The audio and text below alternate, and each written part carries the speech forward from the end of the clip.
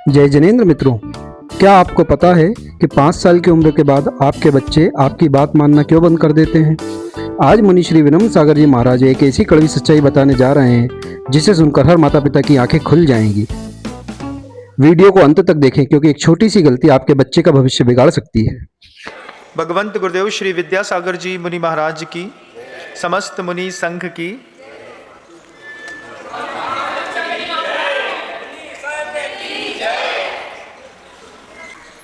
ये तो निश्चित है कि बच्चे जब कभी भी पैदा होते हैं, एक दंपति का सहयोग चाहिए, एक व्यवस्था चाहिए, एक वातावरण चाहिए, तब जाकर के दुनिया में संतानें पैदा होती हैं। लेकिन संतानें जब जन्म ले लेती हैं, इसके बाद हर चीज़ संतान तय नहीं करती है। बहुत सारी चीज़ें हम जिस पारिवारिक माहौल में पैदा होते हैं, वो परिवार तय करता है कि हमारा भोजन कैसा होगा, वो परिवार तय करता है कि हमारी भाषा कैसी होगी, वो परिवार तय करता है कि हमारा ड्रेसिंग सेंस कैसा होगा, हमारा लिविंग स्टैंडर्ड कैसा होगा, वो परिवार तय करता है।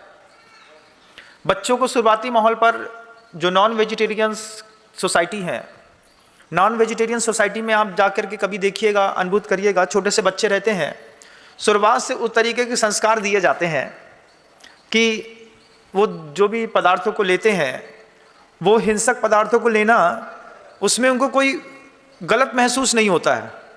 कारण मात्र एक ही है कि परिवार ने हमको वो चीज़ सिखाई है कि ये सब चीज़ लेनी पड़ती है, इसी से काम बनता है। हमारे परिवारों में भी हमने अपने बच्चों को बहुत कुछ सिखाया, क्या लेना है, क्या नहीं लेना है, कैसे पहनना है, कौन सी भाषा बोलनी है। घर के अंदर हिंदी बोली जाएगी, गुजराती बोली जाएगी, मारवाड़ी बोली जाएगी, मराठी बोली जाएगी। हमने अपना बहुत कुछ दिया है, बहुत कुछ बच्चे ने परिवार से सीखा है। हम सब ने भी सीखा है, मैंने भी सीखा है, आप लोगों ने भी सीखा होगा कि आपके चेहरे से, आपके शब्दों से आपके पिता की छवि दिखाई देनी चाहिए, आपकी मदर्स की छवि दिखाई देनी चाहिए। आदमी एक इमेज करता है कि ये ऐसा है तो इनके माता पिता ऐसे होंगे। हर चीज़ में अपने परिवार की छवि हर व्यक्ति अपने जीवन के अंतिम काल तक बोलता है, अंतिम समय तक। कसाई युक्त चेहरा वो चीज़ बताता है कि इनके परिवार में भी ऐसी छवि होगी। बहुत ज़्यादा क्रूर या कुटिल लोग तो वो बताते हैं कि ये बाई बर्थ नहीं है, परिवार ने ऐसा सिखाया है। कई बार लोग उदाहरण भी बड़ा अजीब सा देते हैं, वो अजीब से उदाहरण भी उनके परिवार की सिखाई गई कुछ चीज़ें होती हैं जो साधु भी बन जाएंगे तो भी वो आपका पीछा नहीं छोड़ती, क्योंकि हम परिवार से सीख करके आए हैं। हमारे माता पिता के ऊपर भी एक बार ये संदेह पैदा किया जाता है कि किस तरीके से समझाया या पढ़ाया गया है। आप देखिएगा बंधुओं, उस बात को जो मैं बताना चाहता हूँ कि एक उम्र होती है बच्चे की, जब परिवार में वो बच्चा पैदा होता है, उस उम्र में बच्चे को बताओ, बच्चा रो रहा होता है, बच्चे को बताओ कि तुम्हारी मम्मी नानी के घर गई है, तो बच्चा मान लेता है।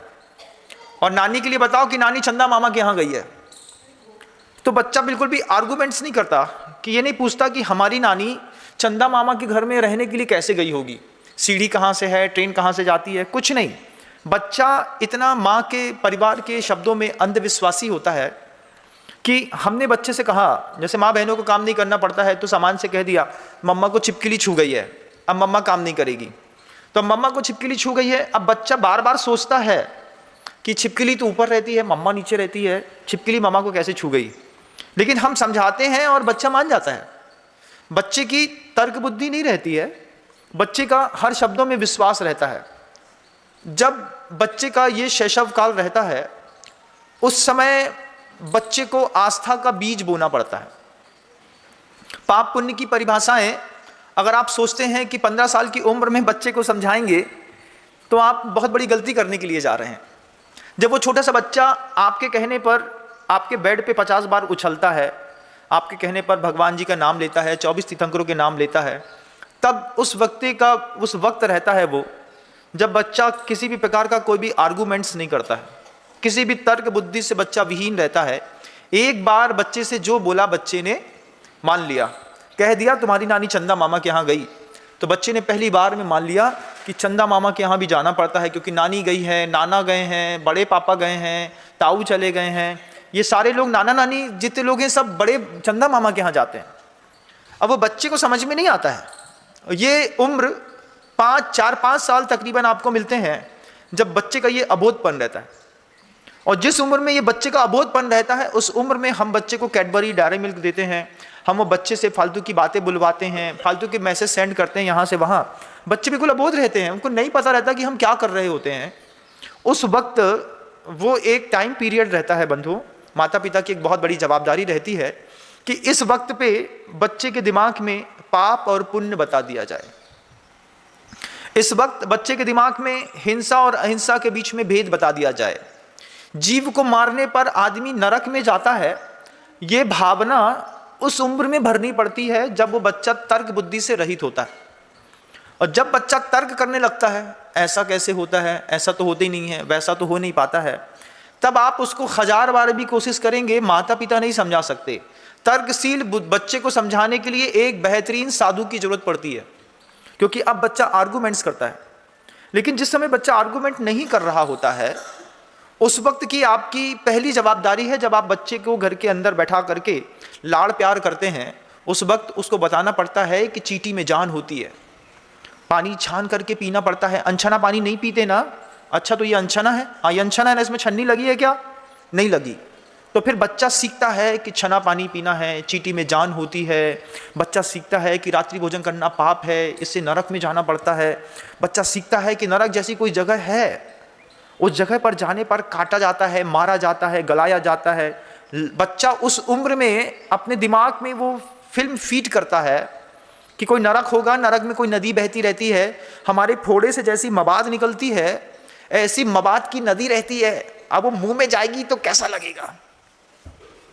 ये उस समय का एक टाइम पीरियड है। अगर आपके घर के अंदर बच्चे हैं तो आप मेरी बातों को थोड़ा और गंभीरता और गहरता से समझने का प्रयास करें, क्योंकि कल हमने संवाद किया था इस बात को लेकर के कि कैसे वायलेंस लाइफ स्टाइल पे बच्चे धीरे धीरे डेडिकेट होते चले जा रहे हैं, वो भी एंड्रॉयड या फिर आपके गेम ऐप्स के माध्यम से।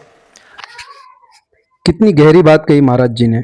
हम बच्चों को खिलौने तो महंगे देते हैं, लेकिन पाप और पुण्य का फर्क बताना भूल जाते हैं।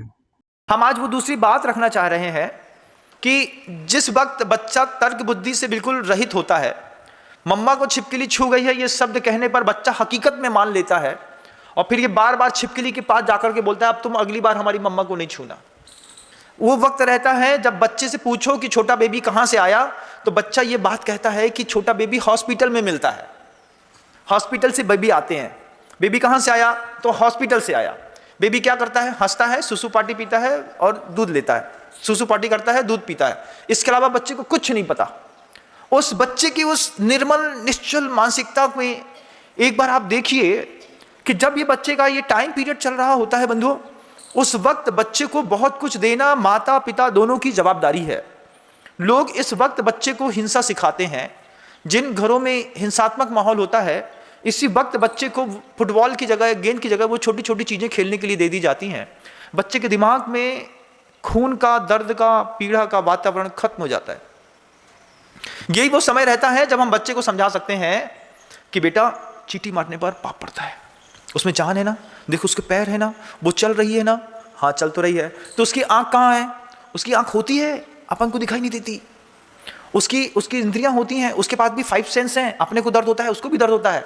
आपने बच्चा परिवार से बहुत कुछ सीखता है, भोजन सीखता है, भाषा सीखता है, इसके साथ ये 2 चीज़ों से चलता नहीं बच्चा। जीवन भर ये 2 चीज़ें कभी काम नहीं आती हैं, ध्यान रखिएगा। भौतिक क्षेत्रों की ज्ञान को विज्ञान कहते हैं और अभ्यंतर क्षेत्र की उन्नति करने को धर्म कहते हैं। और सिर्फ भौतिक क्षेत्रों में जितने परिवारों का इन्वॉल्वेशन है, हमारे घर के अंदर एसी लगा है, अच्छी गाड़ी है, अच्छी सुविधाएं हैं, अच्छा सब कुछ है, लेकिन हमारे घर के अंदर धर्म नाम की कोई चीज़ नहीं है। उनके घर का कभी माहौल महसूस करने की कोशिश करिए। उनके घर का बड़ा अजीब सा माहौल है, मतलब 7 प्रकार के व्यसन जिसको भगवान महावीर स्वामी की देशना से दूर रहने के लिए कहा गया है। उनके घरों के अंदर हर चीज़ मिलती है, लेकिन एक दूसरे के लिए ना वक्त मिलता है, ना दया मिलती है, ना करुणा मिलती है बंधु।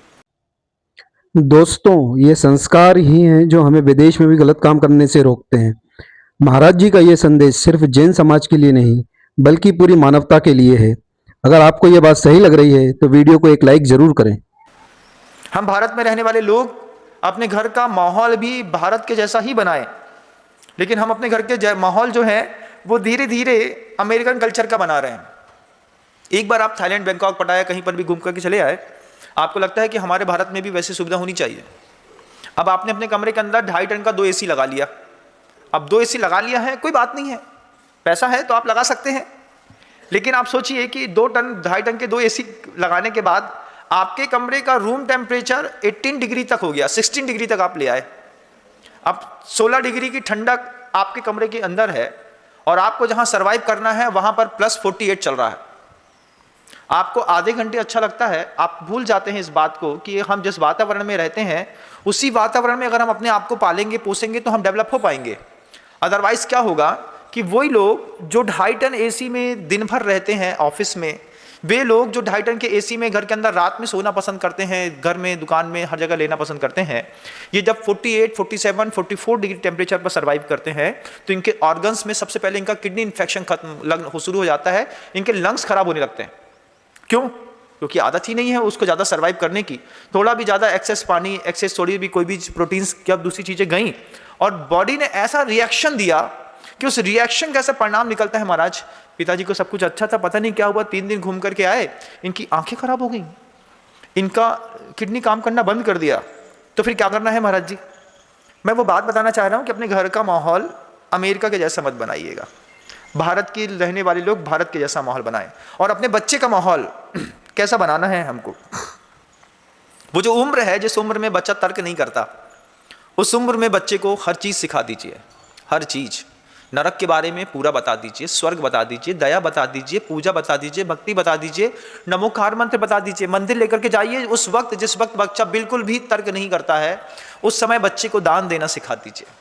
उसी समय बच्चे को पूजन और अभिषेक करना सिखा दीजिए, क्योंकि वो उम्र है जिस उम्र का परिणाम आज भी हमारे और आपके अंदर दिखाई देता है। महसूस करिएगा, बचपन में अगर हमारे माता पिता ने कह दिया कि ये पाप है, ये पाप है, ये पाप है, आज भले हमको कोई रोकने वाला नहीं है,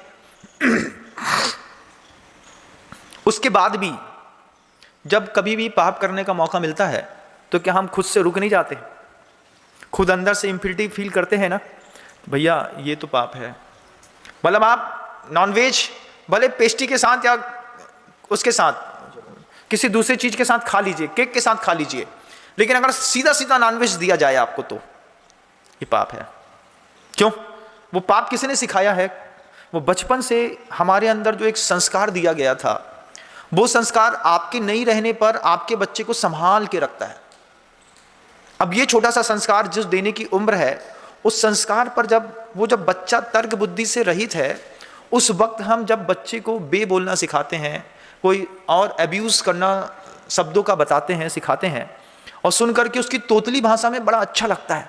देखो छोटो सो मोड़ा है और छोटो सो मोड़ा गाली देवो सीख गो, कितना अच्छा लगता है सुनने पर।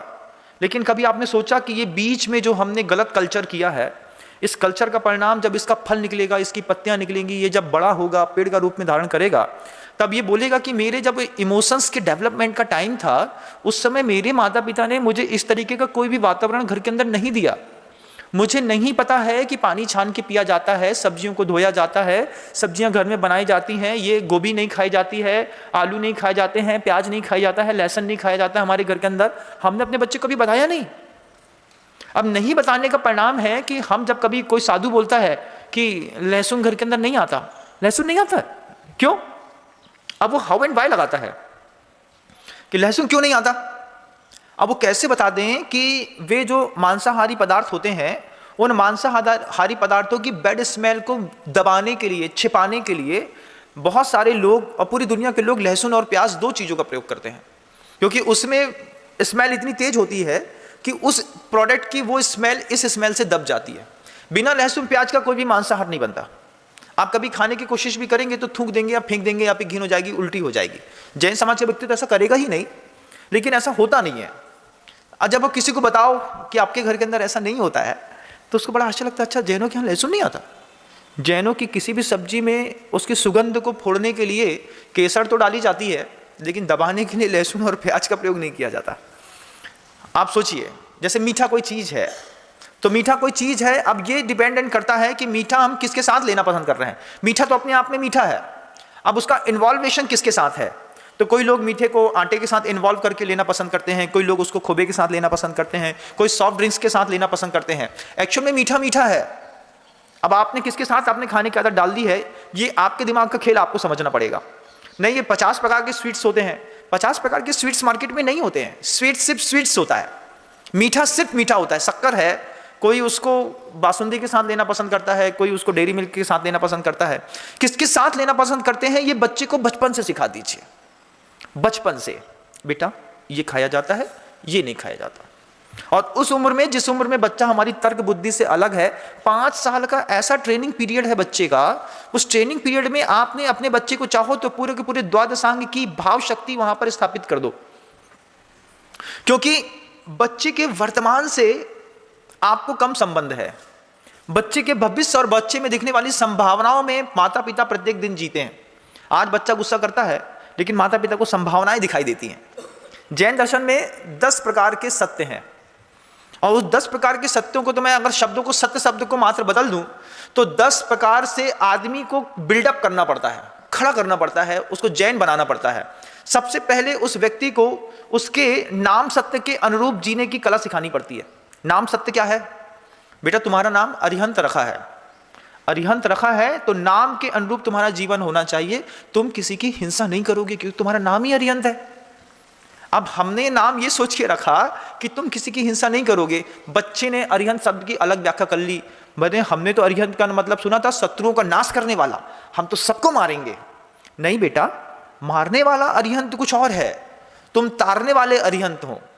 जब आप अपने बच्चे का नाम रखते हैं, उस नाम के अनुरूप उसका अर्थ भी बच्चे को बताइए, और अर्थ को बताने के साथ साथ बच्चे को इस बात के लिए इंस्पायर करिए कि हमने तुम्हारा नाम ये सोच करके रखा था, तुमको अपने कैरेक्टर को ऐसा बिल्डअप करना है। अब बच्चे का नाम रेयान रख दिया है, कियारा रख दिया, कुछ और रख दिया, जोजो रख दिया। अब जोजो का अर्थ क्या होता है बच्चा पूछेगा, तो आपने अपने बच्चे का नाम तो रखा, लेकिन राम के अनुरूप आप अपने बच्चे को बिल्डअप नहीं कर पाए। तो जब कभी भी अपने जीवन में सौंदर्य भरना है, अपने बच्चों के जीवन में सौंदर्य भरना है, माता पिता की हमेशा दायित्व रहा है। मतलब गुरुकुलों में जब कोई साधु भी बना है, तो साधु बनाने से पूर्व भी माता पिता ने उस साधुओं के लिए घर के अंदर बहुत मेहनत करी है। नाम रखा है तो नाम ऐसा सुंदर और व्यवस्थित हो। नाम किसी का रखा यशोवर्धन जैन, अब यशवर्धन या यशोवर्धन जैन रखा तो उसको उस चीज को सिखाना पड़ता है कि तुम्हारा नाम यशोवर्धन रखा है, तुम अपने नाम के अनुरूप अपने आप को मोटिवेट करो, अपने आप को मोल्ड करो।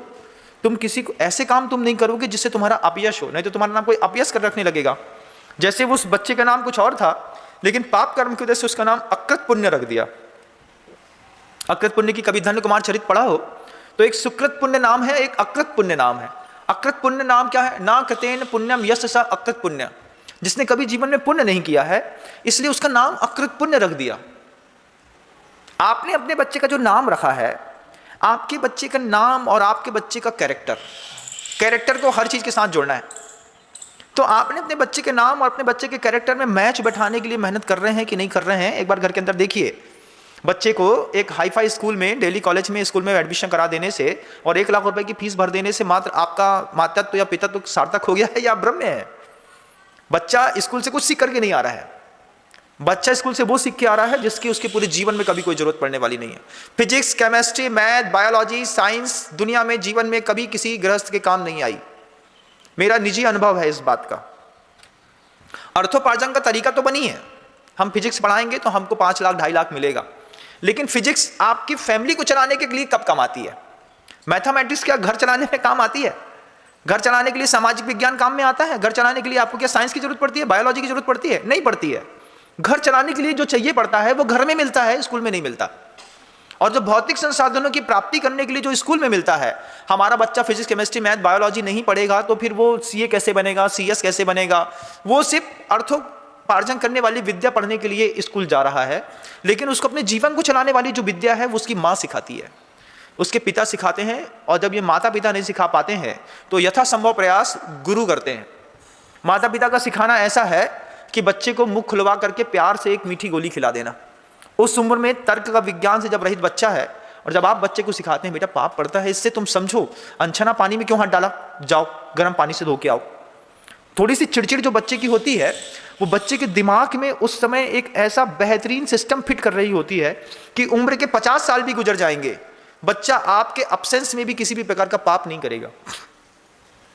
लेकिन आज इस प्रकार की शिक्षाएं न्यूक्लियर फैमिली में दी नहीं जाती। माता पिता को बिल्कुल भी चिंता नहीं है इस बात की कि मुझे अपने बच्चे के मन के अंदर करुणा का बीज बोना है, दया का बीज बोना है, अहिंसा का बीज बोना है, सत्य वचन का बीज बोलना है। सही बोलो, सही बता दो। अच्छा, हम कुछ नहीं करेंगे, तुम सही बोलो। सही बोलने से पाप नहीं पड़ता है, बताओ उसको। उस वक्त जब तक वो तर्क बुद्धि से विहीन है, फिर जब तर्क करने लगेगा, जब झूठ सीखने लगेगा, फिर तो वैसे भी आपकी बातों का कोई असर नहीं होना है। आज आपकी इस उम्र में छोटे से बच्चे को सिखाना, उसके मुंह में प्यार से गोली रखना है, पुच्ची देना है और पानी पिला देना है, गोली खिला देना है। और बड़े होने पर आपके बच्चे को उस तरीके से लाइन अप बिल्डअप करने का मतलब है कि बच्चे अब मुंह से नहीं खाएगा, डॉक्टर का इंजेक्शन लगाना पड़ेगा। तो आप गोली खिला दे तो बहुत अच्छी बात है, नहीं तो साधुओं को बड़े होकर के फिर इंजेक्शन लगाने पड़ते हैं, समझाने पड़ते हैं। आपका गोली खिलाना, डॉक्टर का इंजेक्शन लगाना तो फिर भी दिखता है, लेकिन एक संत का सुधार करना दुनिया में किसी को दिखाई नहीं देता। लेकिन वो करते हैं, 24 घंटे मेहनत करते हैं बंधु, आप लोगों के लिए। एक भाव रहता है, न धर्मो धार्मिकैर बिना। गुरुदेव ने हमारे ऊपर मेहनत की है, अगर हमने आपके ऊपर मेहनत नहीं की तो हम गुरु परंपरा में भी अपराधी माने जाएंगे, और जो आप हमको भोजन कराते हैं उस भोजन का भी दोष हमको लगेगा। न धर्मो धार्मिकैर बिना। एक टाइम अगर श्रावक की रोटी साधु ने खाई है तो फिर साधु को 24 घंटे देने का कर्तव्य बनता है कि जितना हो सकता है उसकी रोटी का कर्जा चुका दो। तुमको हम बता देते हैं, अब तुम जानो, तुम्हारा काम जानो। और सिर्फ हमारे धार्मिक होने से तो आप शासन धार्मिक हो नहीं जाएगा, आपका भी तो होना जरूरी है। हम तो मंदिर के अंदर बैठी हुई भगवान की मूर्ति के जैसे हैं कि कोई मंदिर के अंदर आएगा तो दिखाई देगा, लेकिन आप तो उस मंदिर के शिखर पर लगी हुई ध्वजा के जैसे हैं बंधुओं, कि दूर सड़क से जो जैन नहीं भी होगा वो भी आपको देख करके एक जैनत्व के संस्कार को पकड़ लेगा। हमसे ज्यादा कीमत है मंदिर की लगी हुई ध्वजा की।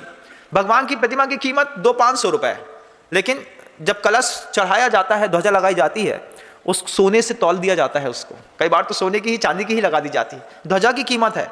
ध्वजा तो आप हैं संसार में, हम तो अंदर में बैठे हुए भगवान की वो प्रतिमा के जैसे हैं कि आप जैसे पुजारी आए सो पूजा हुई और नहीं आए तो नहीं हुई। लेकिन ध्वजा की पूजा तो दुनिया का हर आदमी करता है। अन्य मत का मंदिर, अन्य मत का व्यक्ति भी होगा तो भी भगवान का शिखर देखता है तो ऐसा जय कर लेता है। किसको झुक रहे हो वो नहीं पता, अंदर कौन बैठा है, लेकिन वो जो दिख रहा है वो भी कम लाजवाब नहीं है, उसी के चरणों में प्रणाम है। आप वो चीज हैं, अपनी कीमत कम मत करिए। ये मत समझिए कि हमारे धर्म करने और नहीं करने से कोई फर्क नहीं पड़ता है। एक्चुअल में श्रावकों के धर्म करने और नहीं करने से ही जैन शासन सुरक्षित है। साधु का भ्रष्टाचार तो साधु तक सीमित है, लेकिन आपका भ्रष्टाचार पूरी दुनिया में दिखाई देता है। हमने मान लीजिए अनछना पानी पिया है तो आप लोगों में चर्चा का विषय बनेंगे, लेकिन आपने अनछना पानी सबके सामने पिया है तो पूरी दुनिया में चर्चा का विषय बनेंगे। जैन होकर के रात में खाते हो? हमने सुना था जैन लोग रात में नहीं खाते। हमने एक बार क्या, अब क्योंकि पहले तो जैन फूड सिर्फ जैन लोग खाते थे, लेकिन अब नॉन जैन्स लोग भी जैन फूड खाते हैं। तो एक बार जब उनको पता चल जाए कि जैन फूड्स में ओनियन नहीं रहता है, आप उसमें गार्लिक नहीं रहता है, दूसरी चीज़ें नहीं रहती हैं, उसके बाद आप मान लीजिए कहीं पर गार्लिक या ओनियन फूड्स को खा रहे होंगे तो वो पूछते आर यू जैन? हाँ हम जैन हैं। हाँ तो हमने तो सुना था कि जैन लोग प्याज नहीं खाते। हाँ प्याज, अब क्या जवाब क्या है उस वक्त? नहीं वो हमारे यहाँ चलता है, अब ये मेरा त्याग नहीं है। अच्छा तो कोई परमिशन देने वाला भी साधु है क्या जो बोलता है कि तुम खा सकते हो? तब कई बार हमारे पास उत्तर नहीं रहते हैं। आज हमें अपने उत्तर को अपने लिए, अपने बच्चों के लिए, सबके लिए तैयार करिएगा बंधु। कितना भोला सा है वो बच्चा जो आपके गले से लिपट करके आपको अपनी दुनिया समझता है। कितना अच्छा हो कि जिस वक्त बच्चा बिल्कुल मतलब इनोसेंस है, बहुत ज़्यादा, इनोसेंस को हिंदी में क्या कहते हैं? नादान है, ना समझ है ना? तो उस वक्त जो है आप उस बच्चे को धर्म की सारी परिभाषाएं सिखा दो। ये वो वक्त है 5 साल बस घर के अंदर की वो जो टीचिंग पीरियड है, जिस वक्त बच्चा आर्गूमेंट्स करने लगेगा, जिस वक्त बच्चा बुद्धिपूर्वक 1 रुपये खुद ही चुरा करके टॉफी खरीद के ले आएगा, उस दिन समझ जाइएगा बच्चे के अंदर दूसरी क्षमता विकसित हो गई। अभी तो बच्चा रोता है इस बात के लिए कि हमको टॉफी चाहिए है, पैसे से मतलब नहीं है, पापा आएंगे पापा ही टॉफी दिलाएंगे। यही वो वक्त है जब अहिंसा की बड़ी बड़ी व्याख्याएं, दया, क्षमा, उपदेश, करुणा, पाप, पुण्य, राग, द्वेष सब सिखा दीजिए बच्चे को। वो छोटा सा बच्चा इस छोटी सी उम्र में सब सीख लेगा और सब सीख करके अपने आप को धन्य धन्य करके दुनिया में चला जाएगा। आज उम्र के आप किसी भी पड़ाव में हैं बंधुओं, 80 साल की भी उम्र क्यों ना हो गई हो, आप दुनिया के जघन्यतम पाप करने के लिए कभी भी तैयार नहीं हो सकते, क्योंकि बचपन से जो संस्कार आपको दे दिया गया था, आज भी वो संस्कार अंदर से बोलता होगा। जब कभी भी नॉनवेज के बगल से कभी डोसा भी बिक रहा होगा, तो आप खरीदने के पहले एक बार सोचेंगे तुम कितने बिगड़ गए कि नॉनवेज के बगल का डोसा खा रहे हैं, और फिर एक और खा के आपने कई बार फेंक दिया होगा। ये उसी का प्रभाव है कि जब आप किसी नॉन वेजिटेरियन होटल पे गए वेजिटेरियन समझ करके, और एक बार आपको पता चला, खाते खाते में भी पता चला कि अरे यहाँ नॉनवेज भी बनता है। आप नॉनवेज खा नहीं रहे हैं, लेकिन आपको बस इतना पता है कि यहाँ पे नॉनवेज भी मिलता है। आपने चावल दाल सब्जी सब वहीं पे उसी वक्त छोड़ी, उस पानी से कुल्ला भी नहीं किया। बाहर आकर के कोशिश करी कि थोड़ा सा उंगली हाथ अंदर डालें, जो दाल रोटी खा ली है वो भी बाहर निकाल दे, और नहीं तो फिर पानी पिया दूसरी जगह जाकर के, और 9 बार नमोकार बंद करके आपने संकल्प जिस बात का किया कि भगवान कहाँ किस होटल में घुस गया मैं। इसको बचाया किसने? उस वक्त आपको किसने बचाया? उस उम्र की जिस तर्क बुद्धि जब हमारे अंदर डेवलप नहीं थी, उस वक्त मेरी माँ ने, मेरे पिता ने जो मुझे द्वादशांग का ज्ञान दिया है, उस वक्त जो मेरे माता पिता ने मुझे अहिंसा सिखाई है, दया सिखाई है, करुणा सिखाई है, मांसाहार से मेरे अंदर घृणा पैदा करी है, उस वक्त बाहर के ठेलों के प्रति जो घृणा का भाव पैदा किया। नीच लोग हैं, गिरे हुए लोग रहते हैं, मांस खाते हैं, उन लोग के यहाँ आटा छाना नहीं जाता है, उन लोग कैसे कचौड़ी बनाते होंगे, मैदे में चिरुले रहते हैं, इल्लियाँ रहती हैं। जब हम घर के अंदर ऐसा घिनापन वाला चेहरा बना करके बच्चे को सिखाते हैं, बच्चा सब सीख जाता है, सब। अब आप बच्चे को खड़ा करके बोलिए चलो तुमको वहाँ फुल्की खिला देते हैं, छी हमारी मम्मी घर में बनाती है, हम घर का खाते हैं, बाहर का क्यों नहीं खाते तुम लोग? अरे बाहर की फुल्की की तो कभी आटा नहीं छानते उन लोग। इमली में लाखों करोड़ों जीव रहते हैं, उसमें पानी डाला, उसने मसल दिया, निचोड़ा, पूरा स्क्वैश बनाया, उसी में जा करके सब हाथ मिलाया। इतने पसीना वाले हाथ थे, यहाँ पर अपनी रोटी में अपने माथे का पसीना गिर जाए तो रोटी का कौर उठा के फेंक देते हैं। और वो जो फुल्की वाला जब इतना हाथ डाल करके पूरा हाथ चलाता है, तब वो ऐसा करता है, जब पूरा निचोड़ देता है पानी के उसमें, तब खाने पर आपको बड़ा अच्छा लगता है, बोले हाँ टेस्ट तो इसी का आता है। क्या है जीवन शैली, क्या है? आप देखिए, जैन कुल का व्यक्ति ठेले पर कब खड़ा है पता? जब उसके घर में मां बहन मर गई है। जैन कुल के अंदर का व्यक्ति ठेले में खड़ा है, रेस्टोरेंट में खड़ा है, इसका मतलब है कि घर के अंदर महिला विज्ञान या तो काम नहीं करता है, या तो महिला से विवाद चल रहा है। नहीं तो हर संपन्न व्यक्ति घर के अंदर सबसे पहले सर्वाधिक शुद्धि के भोजन की व्यवस्था घर के अंदर बनाता है। हमारे घर का भोजन देखोगे ना, तो रईसी हमारे घर की, हमारे घर के अंदर आकर के देखो, मुझे हमेशा अच्छा लगता है, मैं हमेशा उदाहरणों में कहता हूं, जब कभी भी मेरा किसी भी खंडेलवाल जैन समाज में आकर के आहार इत्यादि होता है, उस वक्त मुझे लगता है कि रईसी तो सिर्फ खंडेल वालों के पास है खाने पीने की। कैसी रईसी है? टीन की छत होगी, थोड़ा बहुत छोटा सा कपड़े का किराना का व्यवसाय भी कर रहे होंगे, लेकिन जब खाने बैठेंगे तो उनको बाटी भी चाहिए, बाफला भी चाहिए, चूरमा भी चाहिए, काजू कतली भी चाहिए है, 3 सब्जियां चाहिए हैं, जूस चाहिए है, चटनी चाहिए है, पापड़ अचार चाहिए, सब थोड़ा थोड़ा थोड़ा सही, लेकिन सब चाहिए। रईसी के मामले में पूरी जैन समाज में किसी भी गोत्र में इतनी सुविधा, इतनी व्यवस्थाएं नहीं है जितनी खंडेलवाल जैन समाज बेहिसाब तरीके से खाती भी है और खिलाती भी है। और वो कहती है कि भाई क्या घिनापन है बाहर का, अरे हमारे घर के अंदर आओ, हम दिखाते तुमको खाना क्या कहते हैं। तो जब ये चीज हमारे घर के अंदर हम छोटे से बच्चों को पैदा करते हैं दिमाग में, ऐसा बोले अपने घर का जो शुद्ध मिलता है, शुद्ध खाना पड़ता है ना, अपनी मम्मा छानती है, शुद्ध घी का भोजन है, उसका तेल है गंदा है, डालडा पड़ा हुआ है, कितना गंदा तेल होगा, सोचो उसी तेल में उसने घर के अंदर दुकान में क्या बनाया होगा, यहाँ पे क्या बना दिया। अब छोटे से बच्चे को जब बचपन में सिखा दिया, एक बार कोई वीडियो दिखा दिया, एक बार कोई बात बता दी, और एक बार मन के अंदर घृणा का एक बीज पैदा कर दिया अभक्ष के प्रति, अब आप निश्चिंत हो जाइए। अब आपका बच्चा जीवन में कभी भी जघन्यतम पाप में प्रवृत्ति नहीं करेगा। लेकिन उसका वो समय है बंधु, जिस समय हम अपने बच्चे को गेम्स दे करके छोड़ देते हैं, लो बेटा वीडियो गेम खेल लो, हमको हमारा काम करने दो, उस समय वो तर्क बुद्धि से विहीन बच्चा जो बोलना नहीं जानता, वो गेम चलाना सीखता है, उसकी माँ उसको वीडियो गेम से पता नहीं क्या क्या सिखा रही है। और हम अगर थोड़ा सा कॉन्शियस हो जाएं, बच्चे ने रिकमेंड किया है कि मुझे डेयरी मिल्क खाना है, हम है ना, हम बनाएंगे, तुमको घर के अंदर बनाएंगे। आप डेयरी मिल्क जैसी कोई दूसरी कोई भी प्रोडक्ट घर के अंदर बना दीजिए। फास्ट फूड से अच्छा जो फास्ट फूड है, आदरणीय ये विशाला जी जैन है, दिल्ली में 12 चैनल वालों के डायरेक्टर्स की वाइफ है, वो अपने इस भोजन की, भारतीय संविधान की भोजन की इतनी अच्छी रेसिपी और इतने अच्छे प्रोग्राम ऑर्गेनाइज करती हैं, हम उनको फ़ोन करा के बुला भी सकते हैं कि आप हमारे यहाँ आकर के हमको सब बनाना सिखा दीजिए। ब्रेड कैसे बनाई जाती है घर के अंदर, किस तरीके से डेयरी मिल्क बनाई जाती हैं, वो आपको सारे प्रोडक्ट्स बनाती हैं, सिखाती हैं, सारे चॉकलेट्स बनाती हैं। और अगर नहीं हो तो फिर आपके लिए पूरी मैत्री अवेलेबल है। आप गूगल में सर्च करेंगे तो कुछ प्रोडक्ट ऐसे मिलेंगे जो 100% वेजिटेरियन एंड 100% हाइजेनिक हैं, कि आप उन बच्चों को उन खिलाने पर आप इस बात के आश्वस्त हैं कि हमारे बच्चे को किसी दूसरी चीज का रक्त में प्रवाह गया नहीं। रिंग मास्टर्स होते हैं, शेर जब तक उनके खून को सूंघता नहीं है, चाटता नहीं है, रिंग मास्टर तभी तक उस शेर के साथ खेल दिखाते हैं। जिस दिन एक बूंद खून भी उस रिंग मास्टर का शेर ने खा लिया, पी लिया, उसके बाद रिंग मास्टर उस पर पैचअप कर देता है कि इस शेर के साथ गेम्स नहीं करने, ये कभी भी खाक जाएगा, हमको मार जाएगा। ऐसी हमारी जो छोटे छोटे संतान इस दुनिया में बहुत खूबसूरती के साथ, हजारों मिन्नतों के साथ हमने भगवान से मांगी है, प्रार्थना करी है, भावना करी है, तब जाकर के ये संतान हमारी ज़िंदगी में सुख बिखेर रही है। ये संतान जैसे छोटी सी उम्र में गोदी में बैठने पर सुख दे रही है, ये बड़े होने पर भी सुख दे सके, इसके लिए जब संतानें तर्क बुद्धि से बिल्कुल रहित हैं, उस वक्त बच्चों को वो चीज़ दे दीजिए आप एक बार। सारे बच्चे मैं पाल नहीं सकता, नहीं तो मैं दुनिया भर के माता पिता से कहता कि तुम्हें टाइम नहीं है तो सारे बच्चे मेरे पास छोड़ दो, मैं पाल लूँगा, लेकिन ये प्रैक्टिकली रूप से संभव नहीं है मेरे लिए। कैपेसिटी तो है लेकिन संभव नहीं है। संभव है कि वे समझदार माता पिता, उनसे मैं उम्मीद करूं, हर स्त्री को अपनी बहन जैसा मान करके ये संवाद करूं कि रक्षाबंधन पे ये मेरी गिफ्ट स्वीकार करो कि अपन के घर के अंदर का जो छोटा सा बच्चा है ना, उस तर्क बुद्धि से विहीन बच्चे को पाप के प्रति इतनी घृणा पैदा करनी है मन के अंदर कि बाहर का खाने के पहले 1000 बार सोचे, बाहर के किसी भी चीज़ में ललचाने से पहले 1000 बार सोचे। घर की गाय में और बाजार की गाय में जितना अंतर है, उतनी ही घर के संविधान में और स्कूल के संविधानों में अंतर है बंधुओं, उतना ही। लेकिन हम गलती करते हैं इस बात के लिए कि जब वो बच्चा तर्क बुद्धि से विहीन होता है, हम उनको उल्टी सीधी बातें उसके दिमाग में फीड कर रहे होते हैं।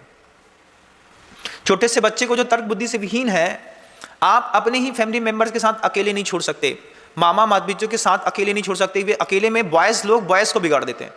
छोटे से बच्चे को अगर मान लीजिए आपके घर का कोई फैमिली मेंबर्स स्मोकिंग करता है या फिर कोई दूसरे काम करता है, उस छोटे से बच्चे को आप उसके पास नहीं छोड़ सकते हैं।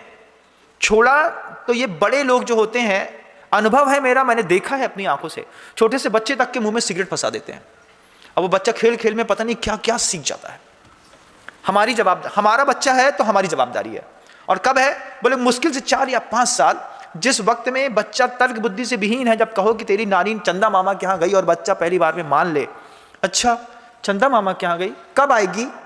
जब तक ये कब आएगी चलता रहे, तब तक उसके दिमाग में सब फिट कर दीजिए। और जिस दिन वो बोले है चंदा मामा के, वो तो चांद है, उस पर उपग्रह है, सैटेलाइट जाता है, समझ लीजिए बच्चा बड़ा हो गया है। अब आपके इस तरीके के समझाने से कुछ मानने वाला नहीं है। मेरी बात आपको समझ में आ तो रही होगी, मैं ऐसा मानता हूँ। स्क्रीन पर जो मुझे लोग देखते हैं उनको भी मेरी बात बहुत अच्छे से समझ में आ रही होगी। मैं अपने शब्दों को विराम देने जा रहा हूँ बंधुओं, और आप सभी महानुभावों से, माता पिता से अपेक्षा रखता हूँ, घर के अंदर का कोई भी बच्चा जो आपको तर्क बुद्धि से विहीन लगे, एक जरा सी बात में वो आपके बारे में आ जाए, चला जाए, आगे पीछे अप एंड डाउन होता रहे, खेलता रहे। घर के अंदर छोटे छोटे बच्चे होते हैं, माता पिता नहीं संभालते तो बुआ संभाल लेती है, कभी घर के अंदर की चाची संभाल लेती है, ताऊ संभाल लेते हैं। इन सब का पहला कर्तव्य बनता है कि तर्क बुद्धि से विहीन बच्चों के मन के अंदर हम दया करुणा भरें, पाप पुण्य की ऐसी निकृष्टतम परिभाषाएं पाप की भरें कि उसको लगे कि पाप मुझे करना ही नहीं है। दान की परिभाषा बताएं। देखो चावल चढ़ाओ, थोड़ा सा धुला हुआ चावल चढ़ाते हैं, छोटे से बच्चे चढ़ाइए, क्या होता है चावल चढ़ाने से? भगवान जी हैं।